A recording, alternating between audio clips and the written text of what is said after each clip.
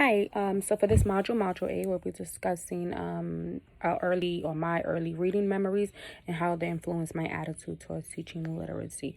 So I think like growing up, I wasn't too big on reading. And I think that stems from, I don't really recall having teachers who were like really engaging or made reading interesting or fun or even like really helped students break things down. I think when I was younger, I struggled more with breaking up the words and blending the sounds. So I guess like that's where my issue with reading stemmed from, and like maybe perhaps that's why I didn't enjoy reading so much. I also like, in my household environment, my mother didn't read to me. She didn't help me with homework. I pretty much had to do everything on my own from an early age. Um, I think growing up now, I'm proficient in reading. I think I'm not the best reader, but I do read pretty well. I will say that as an educator and a teacher, I know reading is extremely important. I work with pre-K. I don't do kindergarten.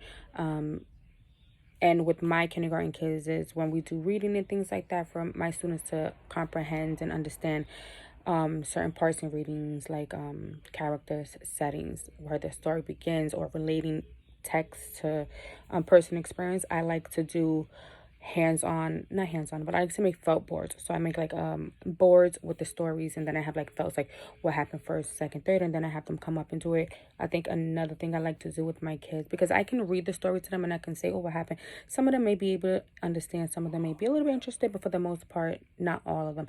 When I do it the other way, or when I go over a story and then I tell them to reenact the story with puppets or something like that, they're able to do it better and try to go in order. The felt part is the most successful. They're able to tell me the setting, where it's happening, move the stuff with pictures and things like that. I do try to help some of my students blend words together. With my son, he's in second grade, and we're working on a lot of like blending and putting sounds and pronunciation with words, because he kind of struggles a little bit with reading. He's great in math, he excels, but with the reading is where he struggles. So I never had to help growing up, so I definitely try to help him do it now.